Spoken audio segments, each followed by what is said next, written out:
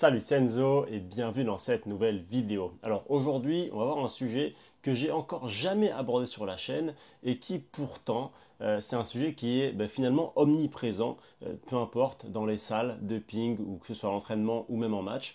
Et c'est le fait de ne pas s'énerver. Très souvent, on prend comme exemple des gens qui ne s'énervent pas.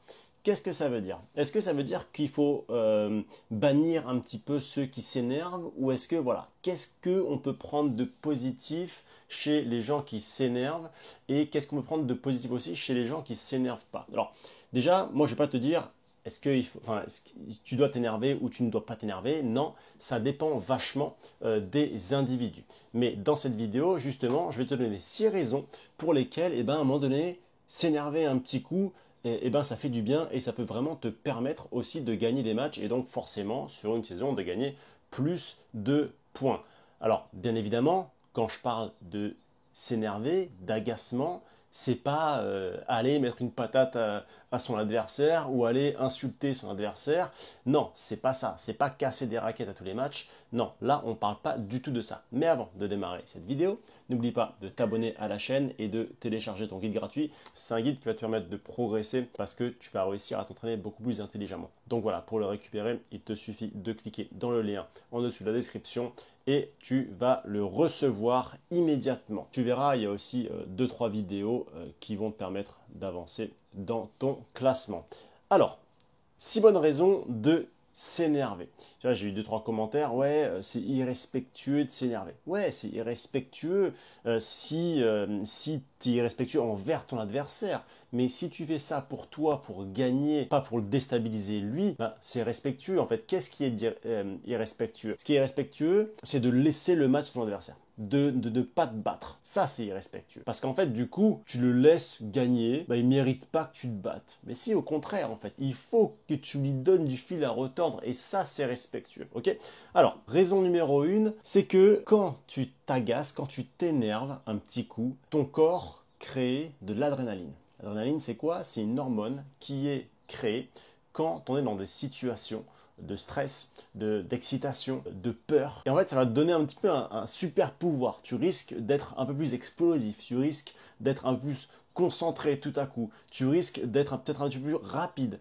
Donc voilà, l'adrénaline, c'est quelque chose qui est bien. Le problème, c'est que si tu es là en train de dormir et que tu te fais marcher dessus et que tu n'as aucune réaction, en fait, adrénaline zéro, quoi, tu vois. Donc c'est vrai que pour le coup, à un moment donné, crier un petit coup, je sais pas, s'agacer un petit peu dans la limite du raisonnable, bien évidemment, hein, je mets l'accent sur ça parce que quand même, c'est assez important. On n'est pas là à prendre des cartons jaunes et des cartons rouges à tout va, tu vois. Mais voilà, tant que ça reste dans la limite du raisonnable, s'énerver, c'est positif. Par contre, là où ça devient négatif, c'est, bon, bien évidemment, si c'est dans les respects, etc., oui, mais aussi par rapport à toi, si tu es sans arrêt, tu es en train de marmonner, tu es en train de pleurer dans ta barbe, tu es en train de pleurnicher sans arrêt, là, c'est archi négatif. Pourquoi? Parce qu'en fait, ton énergie, elle est juste sur le fait de te plaindre et pas sur le fait de réagir pour réussir à rebondir. Donc voilà, là, c'est très important. Ensuite, le deuxième point, c'est que ça va te sortir de ton manque de réactivité. Comme je viens de te le dire, tu vois, si t'es tout mou comme ça et qu'il se passe rien, tu viens de sortir du lit et que t'es fatigué et que voilà, voilà, en quelque sorte, t'es en pilote automatique, tu vois. Bon, s'énerver un petit coup, crier un petit peu dans sa serviette, se bousculer en fait intérieurement, se dire des choses, tu vois, ça va te sortir de ta passivité et du coup, tu vas devenir beaucoup plus réactif. Donc en fait, il faut bien un moment de boost, un moment, tu mets un petit peu une tarte tout seul, tu vois, tu te bouscules toi-même pour te sortir en fait de ce moment tout simplement de manque de réactivité. Donc c'est vraiment hyper important. Tout ce que je te donne là, c'est des choses que tu peux mettre en place vraiment dès aujourd'hui, dès demain, lors de ton premier match, même pendant l'entraînement, tu vas voir, parce que au final, les matchs c'est bien, mais si tu fais n'importe quoi déjà à l'entraînement, tu verras que tu vas faire n'importe quoi aussi en match. Ensuite, point numéro 3, c'est tout simplement que tu exprimes en fin de compte ton caractère et ton envie de gagner. Bah ouais, parce que moi, si je vois un joueur qui a les épaules basses, qui a le regard bas, il se passe rien, il n'y a pas de réaction, je me pose la question, est-ce qu'il a vraiment envie de gagner, tu vois? La réponse, souvent, c'est ouais, il a envie de gagner, mais bon, s'il gagne pas, c'est pas grave. Alors effectivement, si on gagne pas, c'est pas toujours grave, d'accord? Mais je pense que si aujourd'hui tu fais de la compétition, tu fais des matchs, c'est que c'est important pour toi de gagner. En tout cas, c'est que tu as envie de gagner.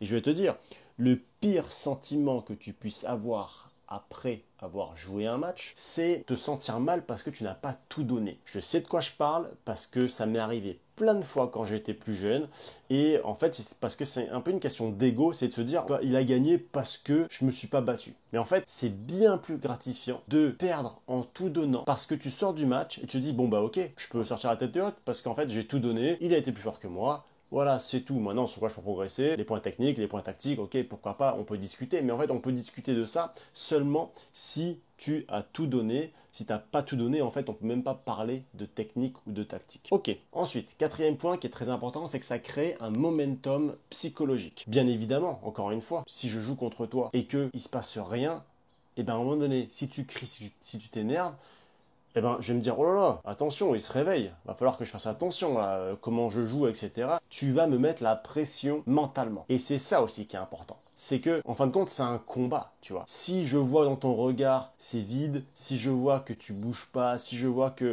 t'es même pas du tout expressif, mais dans le sens où t'es vraiment passif, tu vas pas me faire peur, tu vois. Par contre, si à un moment donné, bah, tu pousses un petit cri, si à un moment donné, tu t'agaces un petit peu et tu me montres que tu es présent, juste dans le regard, juste dans ta position corporelle, etc., bon, bah là, je vais me poser des questions. Je vais me dire, bon, il va pas falloir que je me loupe. Parce que là, si je me loupe, je sais que il va me prendre d'entrée, bah, parce que finalement, il dort pas, quoi. Il est là. Donc, du coup, c'est pour ça qu'il y a aussi ça, quand on parle de pression, c'est vraiment voilà, mettre la pression, que ce soit mentalement, que ce soit physiquement. C'est en fait montrer que tu es là parce que si tu montres que tu n'es pas là, en fait, tu n'as aucune chance. Et même si tu ne te sens pas bien, mais que tu montres que tu es présent physiquement et mentalement, bah, tu peux aussi tromper l'adversaire comme ça. Tu vois, il peut quand même te craindre un peu plus parce que tu fais un petit peu semblant de montrer que physiquement tu es là et que mentalement tu mets la pression.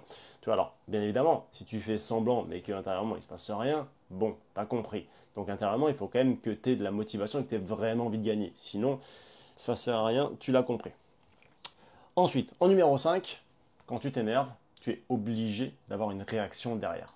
Personne s'énerve juste comme ça pour dire bon, moi, écoute, je m'énerve, et puis si je perds encore 6 points d'affilée, c'est pas grave. Non, en fin de compte, encore une fois, quand tu t'énerves, tu vas changer quelque chose. Quand tu t'énerves, peut-être que tu vas faire un service long derrière. Quand tu t'énerves, peut-être que tu vas être plus agressif. Quand tu t'énerves, peut-être que tu vas te mettre un petit peu à courir un petit peu dans l'air de jeu, et donc du coup, tu vas être plus dynamique. Tu vois, donc en gros, s'énerver, ça peut être un déclencheur pour ensuite changer quelque chose et du coup changer potentiellement le cours du set et du match. Ok, ensuite en point numéro 6, c'est très important, c'est que ça montre que tu es impliqué et que tu es combatif. Ça montre à qui? Alors déjà, ça te montre à toi-même, d'accord? Ça montre potentiellement à tes coéquipiers et ton entraîneur. Parce que très souvent, finalement, quand on fait des matchs, eh ben, on a les copains derrière, on a le coach qui est derrière. Et finalement, ben, qu'est-ce qu'il y a de mieux que le prouver à soi-même déjà qu'on est combatif? Parce que en fait, on prend beaucoup plus plaisir quand on est combatif plutôt que quand on est tout mou et qu'il ne se passe rien, tu vois. Mais aussi, ça met un petit peu en lumière le fait que tu t'engages aussi pour tes partenaires, donc tes coéquipiers et ton entraîneur. Et ça, pour le coup, ben, tu vois, qui est-ce qui peut engueuler un joueur qui a tout donné? Qui est-ce qui peut dire quoi que ce soit à un joueur qui s'est battu du début à la fin? Personne. On ne peut rien dire à un joueur qui se bat du début à la fin. On peut parler technique, tactique encore une fois, mais si tu t'es battu, personne ne t'en voudra. Par contre, si tu ne te bats pas, mais que tu t'énerves sans arrêt, etc., sans vraiment te battre, bon, là oui, on peut t'en vouloir. Ok. Donc voilà, alors finalement, tu as bien compris, il y a deux points qui sont différents. Tu as la colère qui est assez positive, tu vois, donc cette colère-là, elle va te donner de l'énergie, de la motivation et aussi de l'impact physique. Bien évidemment, quand je parle d'impact physique, c'est aussi ta position corporelle, d'accord, c'est très important. Et ensuite, la colère négative qui, celle-là, par contre, va t'engendrer la frustration, de la perte de lucidité, des mauvais choix tactiques, etc. Et ça, c'est la pire chose. Donc encore une fois, quand tu as de la colère qui est négative et que tu fais que de t'agacer dans ta barbe et que tu fais que tout le temps de te plaindre, etc., ça c'est hyper négatif parce que ton énergie, tu perds trop d'énergie en fait dans le fait juste de te plaindre et c'est vraiment contre-productif.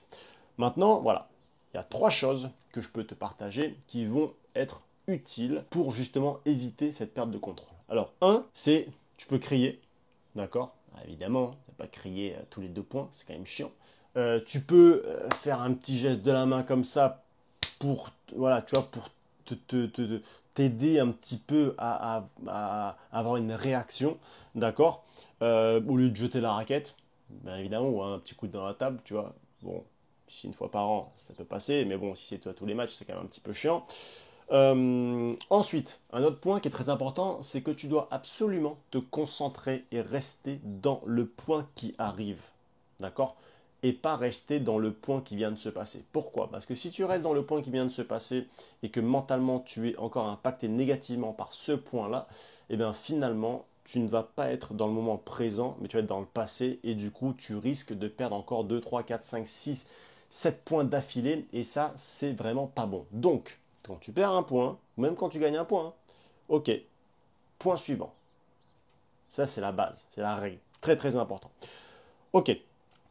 Ensuite, dernier point, c'est que tu dois utiliser ton énervement pour être beaucoup plus agressif et pas pour te précipiter davantage. D'accord? Quand tu t'énerves, j'ai envie de te dire, ok, agace-toi. Mais là, par contre, tu prends ton temps, tu prends du recul pour, eh ben, en fait, tout remettre à zéro.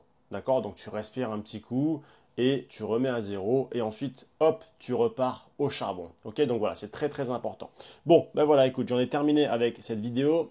N'oublie pas de t'abonner à la chaîne, télécharge ton guide gratuit si tu veux progresser davantage et ensuite tu recevras aussi des emails avec des conseils et des astuces et aussi des anecdotes sur ma vie de pongiste professionnel. Donc voilà, sur ce, je te dis à très vite dans une nouvelle vidéo. Ciao, ciao.